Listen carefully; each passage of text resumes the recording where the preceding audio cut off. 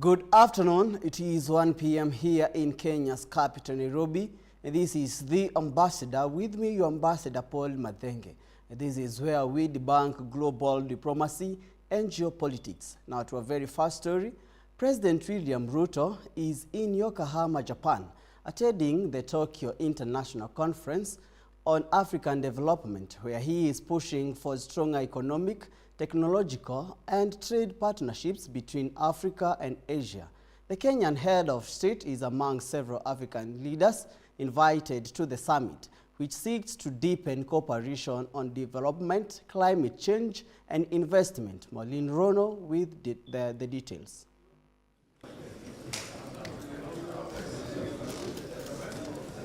Speaking at the Yokohama City Assembly today, President Ruto emphasized that Africa is ready to engage with Asia as an equal partner, calling for fair trade, value addition to African exports, and increased Japanese investments in industries that create job opportunities for young people. The president further highlighted Kenya's progress in renewable energy and digital innovation, noting that Africa's potential can only be unlocked through genuine collaboration rather than dependency. Kenya's economy remains resilient. GDP is expected to grow at 5.6% this year, despite global headwinds arising from what we all know, the tariff regimes that are going on and the trade disruptions affecting many economies. Our inflation numbers are single digit, and through the Kenya Development Cooperation, we have established a green investment fund that, again, I want to interest Japanese investors to crowd in partnerships to scale up the fund to the targeted $1 billion. On the sidelines of the summit, President Ruto is also expected to hold bilateral talks with Japanese Prime Minister Fumio Kishida, focusing on infrastructure projects, debt restructuring, and cooperation in health and education. In automotive manufacturing, we seek to leverage Japan's very well-known expertise and experience in the automotive space. I remember a few days ago, I had a conversation with the Toyota leadership in Kenya on our intention to transition Kenya's transport sector to e-mobility. And there is an opportunity for Japan to work with Kenya in this space because we are making deliberate, intentional steps to transition to e-mobility. We have already put out our intention to buy 5,000 vehicles for our police. The TICAD summit, which began in 1993, has become a key platform for Japan to strengthen ties with Africa. Leaders at this year's meeting are expected to adopt resolutions that will guide development partnerships over the next 3 years. Maureen Rono for GBS News. And cooperation. Moving on, President Yoweri Museveni has set his sights on a 7th term in office as Uganda's ruling party. The National Resistance Movement, NRM, unveiled his presidential portrait under the theme Protecting the Gains ahead of the 2026 elections. Having led the country since 1986 after seizing power through a coup, Museveni remains a central figure in Ugandan politics. At the launch event, an NRM Vice Chairperson Alhaj Moses Kigongo affirmed the party's commitment to a focused and strategic campaign, signaling a determined push to extend Museveni's decades-long leadership.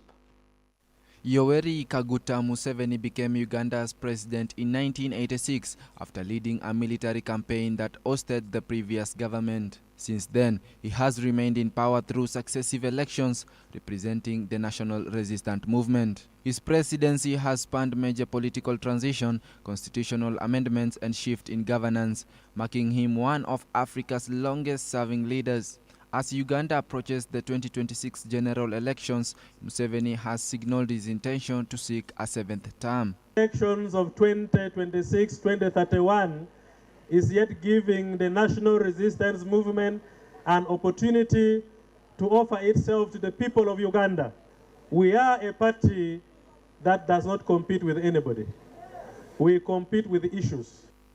The NRM recently unveiled his presidential portrait under the theme Protecting the Gain, framing his candidacy around continuity and past achievement. At the launch, the party vice chairperson Alhaj Moses Kigongo emphasized that the campaign will be serious and goal-driven, reflecting the party's strategic approach to securing support. We are going to campaign seriously, but we are not going to antagonize people. We are not going to abuse people. Don't abuse people, don't insult people. Let us campaign seriously, quietly, but reach to the point. As election period approaches, attention turns to how the campaign will unfold and how voters will respond. The political landscape remains active, with outcome yet to be determined. GBS News. And now, South Africa's economy has taken a major hit just weeks into a new wave of U.S. tariffs, the highest in sub-Saharan Africa. With key industries under pressure and thousands of jobs at risk, economists are calling for stronger global cooperation as tensions between Pretoria and Washington continue to rise.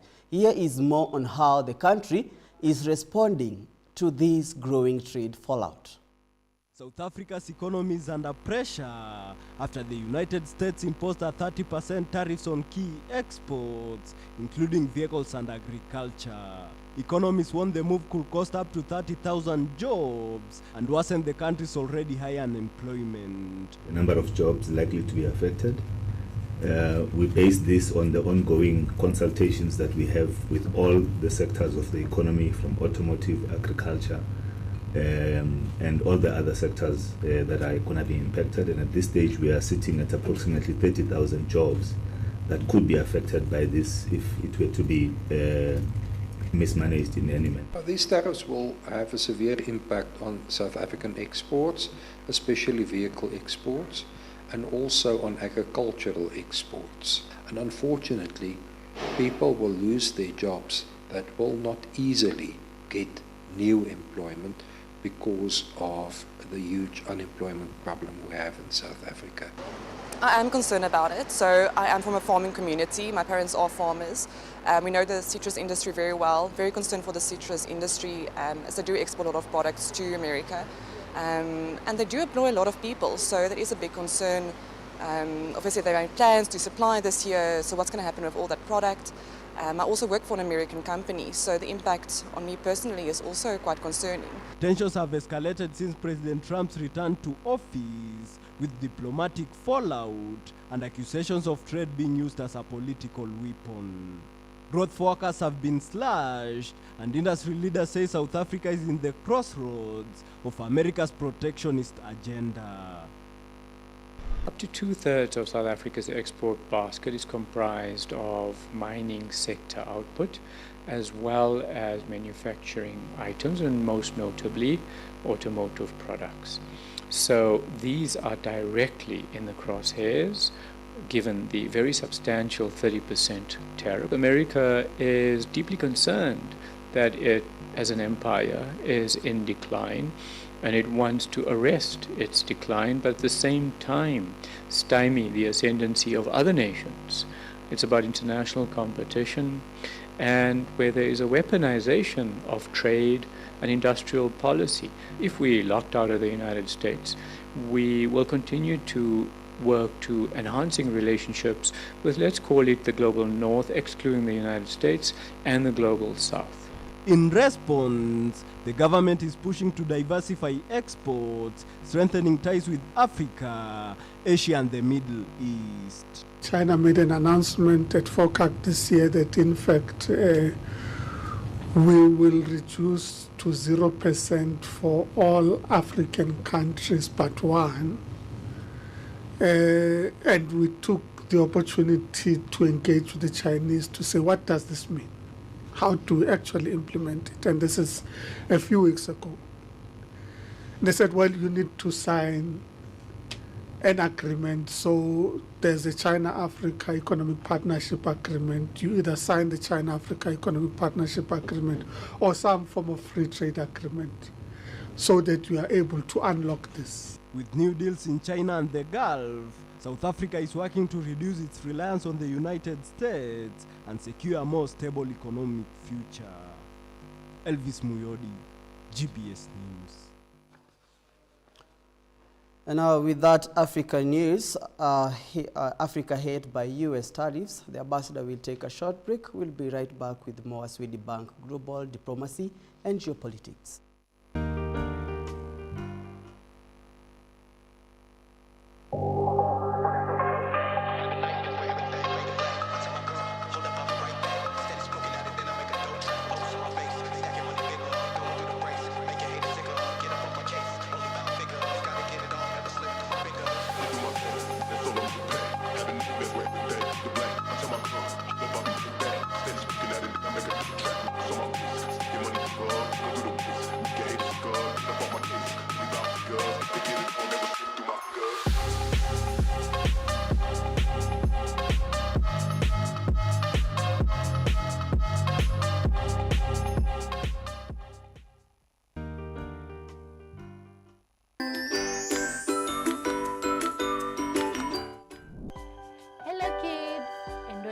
Kids Mind, where we learn, we laugh, and we explore. Today we are going to be reading about what? Yes, Bible story. Are you ready to listen to our today's Bible story? Are you ready to listen? Hands on ears. Are you ready to listen? 1 Samuel chapter 17 talks about the story of David and Goliath. Have you ever heard of the story of David and Goliath before? Follow us at GPS TV Africa. Also, you can SMS us on our SMS line 21144.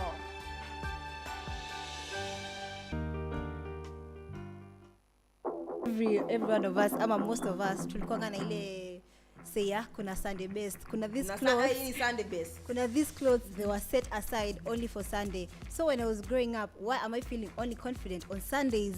Hizo siku zingine I just wear anything else. I don't feel good, but nikienda church niko smart, nimengara, nasikia poa. Why can't I feel this every day? So that's why I started getting interest into fashion. Why can't I wear that confident outfit Monday to Monday? Your confident booster you get. You don't have to break your bank trying to look expensive, buying things from.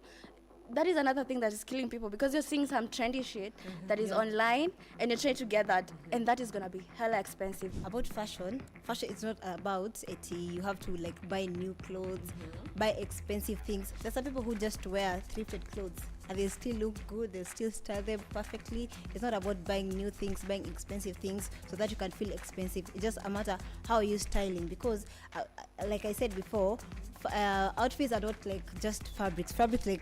There's a way you can just buy a cloth that's thrifted, but you'll still look good. Funny thing, I've never worn anything that's trending. I'm sorry, but yeah, for real, jorts, unless it's something that is in my personal style. But you would find that I'm wearing it when it's not trending. Maybe I was wearing it 2 years ago, 3 years ago, or I'll be wearing it in future when I realize, oh, this look good on me, but not because I'm seeing it trending somewhere. And you can feel confident in anything. And you can feel confident. It doesn't have to be an expensive piece. It doesn't have to be something imported. That timeless piece that you have, you can make it worth it. Can make it work. Find your own style. Be your own person. Be an individual person. You'll never be able to keep up with anything unless you keep up with yourself. Kama si hapa, utapata wapi mawaidha kama haya? If it's not here,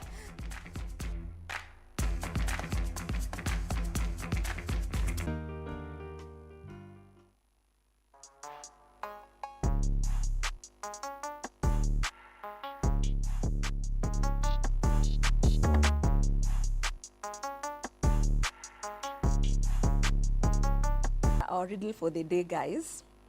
I am easy to lift but hard to throw. What am I?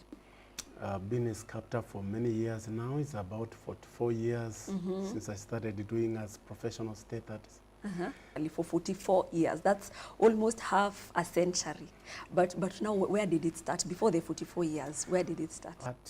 For me, I use art to document culture and speak more about human life and activities through art, because I regard art as visual literature.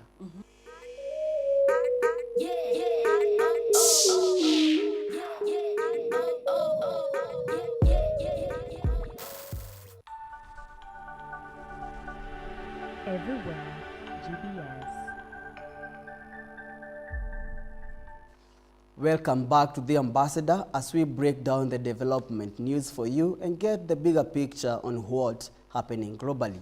And now moving on, in the Democratic Republic of the Congo, where the United Nations peacekeeping mission, MONUSCO, has reported fresh security concerns, gunfire was heard near UN and Ugandan military bases in Ituri province, raising fears for civilians already displaced by ongoing violence. Here is more from the UN's latest update in New York. Susan Nganga with more.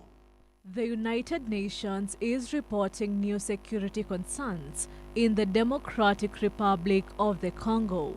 Gunfire was heard near two military bases in Ituri province, one belonging to the UN peacekeeping mission, MONUSCO, and the other to Uganda's People Defense Forces.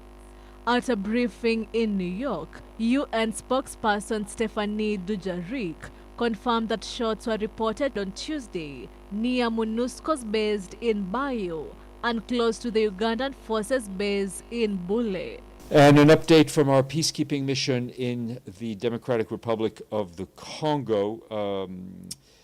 They are telling us about developments in Ituri and North Kivu provinces. Yesterday, gunfire was reported near the UN's missions base in Bayou and also close to the base of the Uganda People's Defense Forces in Bule in Ituri province.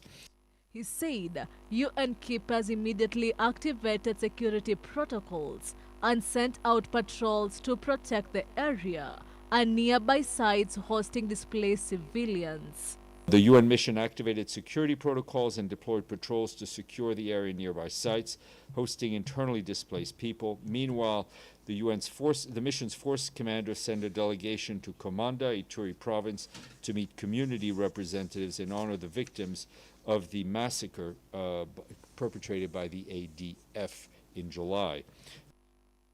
In addition, from 15th to 18th August, MONUSCO set up a mobile operating base in Soleniama,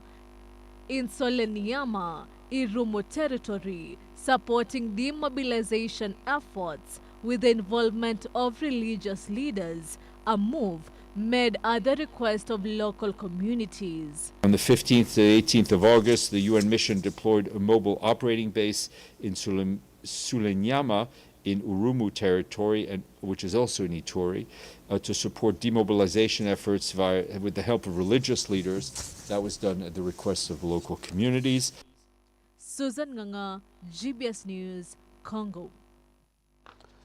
And now more about Israel-Gaza war. Israel's military says it has launched the initial phase of an offensive to seize control of Gaza City, calling up tens of thousands of reservists as the government waits to a fresh ceasefire proposal aimed at pausing the nearly 2-year-long war. Military spokesperson Brigadier General Efi Daffin confirmed that Israeli forces have already advanced to the outskirts of Gaza City. Israel's military on Wednesday announced the first steps of an operation to take over Gaza City, one of the last major areas of the enclave it does not already control. Israel's military spokesperson Brigadier General Efi Daffin said IDF forces were now holding the outskirts of Gaza's biggest urban center, which he called a stronghold of governmental and military terror for Hamas. The same day, Israel's military called up tens of thousands of reservists in preparation for the extended assault. A military official briefing reporters earlier on Wednesday said reserve soldiers will not report for duty until September. Those developments were made with dismay by Palestinians in Gaza, including this man who called it catastrophic news and said he had been hoping to hear about a truce instead. Even as Israel's military announced the start of the operation in Gaza City and called up the reserves, the government said it was considering a new ceasefire proposal to pause nearly 2 years of war. Hamas has already accepted a proposal put forward by Arab mediators for a 60-day ceasefire that would involve releasing some of the remaining hostages held by Hamas and freeing Palestinian prisoners in Israel. In a statement on Telegram, Hamas accuses Israeli Prime Minister Benjamin Netanyahu of obstructing the ceasefire deal in favor of continuing a brutal war against innocent civilians in Gaza City. Many of Israel's closest allies have urged the government to reconsider the planned assault. However, Netanyahu is under pressure from some far-right members of his coalition to reject the temporary ceasefire, continue the war, and pursue the annexation of the territory. The Israeli government has said all the 50 remaining hostages must be released at once. Israeli authorities believe that 20 are still alive. Hamas has said it would release all remaining hostages in exchange for an end to war. Israel has maintained it will not end the war before Hamas disarms. Reporting for GBS TV, I'm Paul. And now Ukraine's defense industry is gaining global attention for its innovative drone technology. When a Ukrainian-made drone attacked an ammunition depot in Russia last September, it showcased Kyiv's determination to strike deep behind enemy lines and the prowess of its defense industry. The moment was especially gratifying for the women in charge of manufacturing the drones that flew more than 1,000 kilometers to carry out this mission.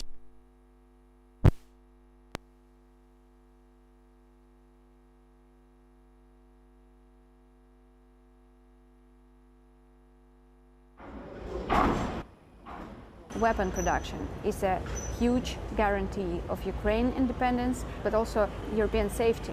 The overall technical characteristics is not much different from a Shahed. Of course, it has different construction, but the function is the same. The maximum range is 3,000 kilometers confirmed, with an accuracy of 14 meters to target on this distance. And the payload capacity is, in the moment, 1,150 kilograms. Right now, Ukraine is weapon production is a huge guarantee of Ukraine independence, but also European safety. The overall technical characteristics is not much different from a Shahed. Of course, it has different construction, but the function is the same. The maximum range is 3,000 kilometers confirmed, with an accuracy of 14 meters to target on this distance. And the payload capacity is, in the moment, 1,150 kilograms. Right now, Ukraine is holding this barrier. Weapon production is a huge guarantee of Ukraine independence, but also European safety. The overall technical characteristics is not much different from a Shahed. Of course, it has different construction, but the function is the same. The maximum range is 3,000 kilometers confirmed, with an accuracy of 14 meters to target on this distance. And the payload capacity is, in the moment, 1,150 kilograms. Right now, Ukraine is holding this barrier, and let's say it's exporting safety to other countries. We are sorry for the technical hitch that have happened, but let us move on. Argentina's lower house of Congress on Wednesday voted to overturn President Javier Milei's bitterly contested veto of a law increasing disability allowances. The law, which was approved by Congress in July, improves the health care benefits of people with disabilities and also allows them to receive a pension. It also restates state hearing quotas of 4% for people with disabilities, which the Milei's administration has ignored. The veto now goes before the Senate, where a 2/3 majority is needed to bury it. The Libertarian Milei, who took office in December 2023, has vetoed the People with Disability Law, saying it was to uphold his promise to erase Argentina's long-standing budget deficit. If they take this away, they're taking away our children's right to a future. As a mother with a child with disabilities, you see me here fighting for our rights, and I'll keep doing that. Last year was the first time in 14 years that the government turned a surplus as Milei splashed public spending to tamp down inflation. Do you think when they talk about the disabled that they really care about the disabled, while they're spending money irresponsibly when there is no money? We will discuss the budget, but the budget must be balanced, because if we don't have a balanced budget, then we'll just have more of the same. Officials estimated that disability law will cost between 0.22% and 0.42% of the GDP. To overturn the veto, a 2/3 majority vote was sworn as 172 and 73, with 2 abstentions in the 257-seat body. The Chamber of Deputies is also expected to vote on Milei's veto of a 7.2% pension increase that was also adopted by the Congress in July. Por una crisis a nivel financiero, todas las prestaciones están en peligro. Cuando hablamos de prestaciones hablamos de hogares, centros de día, escuelas, todo lo que es la parte de terapias, están en riesgo de no tener su continuidad. Retirees have been among the hardest hit by Milei's austerity measures. Their basic pension, about £260 per month, covers only about 1/3 of their basic needs, as estimated by the Gerontovida NGO. Davis Karani, GBS News. Moving on now, host Jimmy Fallon and Adrienne Lofton, Google Global Vice President, Product Marketing, Brand Strategy and Integrated Go-to-Market, present the Pixel 10 Pro Fold mobile phone during the Made by Google event, organized to introduce the latest additions lather to Google's Pixel portfolio of devices in Brooklyn, New York, US, August 20, 2025.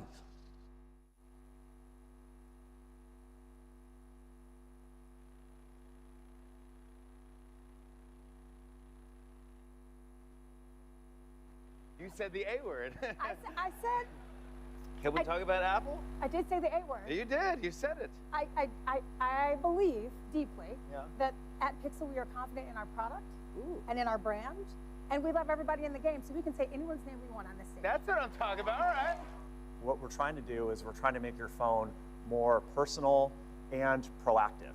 And so it doesn't just like wait and listen to your requests. It starts to anticipate them because it knows what you're trying to do. We call this personal intelligence, and you'll hear a lot more about that concept today. Gemini is a huge part of Google's strategy. We've made so much progress with it. We've got the best models around. We have the best AI assistant. We're just so excited about what we've talked about today. And I personally love using the VO video model. You saw a video of my dog talking in the show, which was really fun to put together. A cute poodle across something. Yeah, he's a Portuguese water dog who somehow speaks English. But it was really, really fun to put that together. And this is kind of the power of AI now. You can do things for fun. You can be a lot more productive with it. And Gemini is the thing. And now, as Google adds its portfolio, we here at GBS TV, we say that's all for today. With me, your Ambassador Paul Mathenge, on the Ambassador 1 p.m. Follow all of our stories at GBS TV Africa. It's updated throughout the day. We meet every Thursday and Friday as we debunk global diplomacy and geopolitics. Thank you for your time and company.